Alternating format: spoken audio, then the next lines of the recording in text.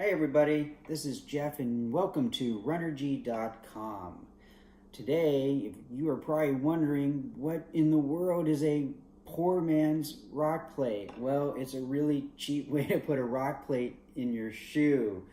And of course, then what is a rock plate? Well, a rock plate is usually found in a trail shoe to protect you from rocks coming through the shoe.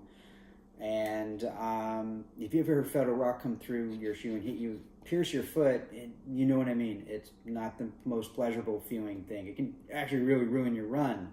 So anyway, I may have heard this from someone else. I'm not going to take ownership of this, but I've been doing this for probably 20 years.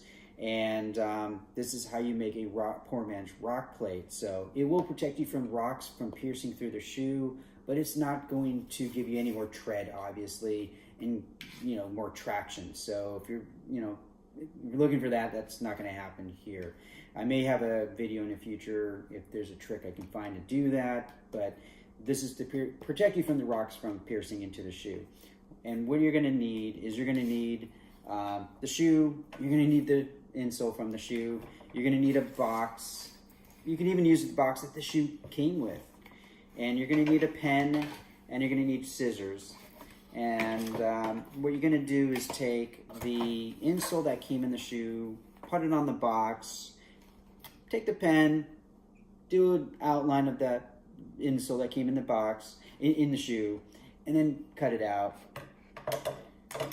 So then you'll have basically that, line here like that. You can see here.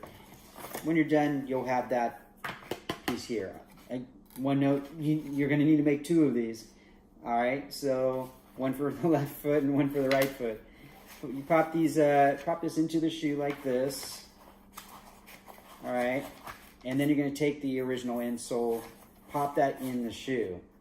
So you might be wondering, is that going to do two things? One, make the toe box a little tighter.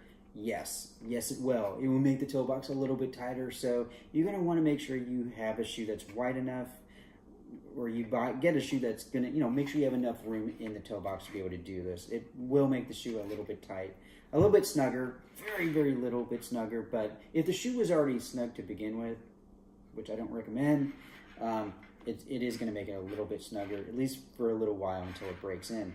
The other thing is, isn't that going to lift me back up in the heel a little bit? And yes, it 1 millimeter.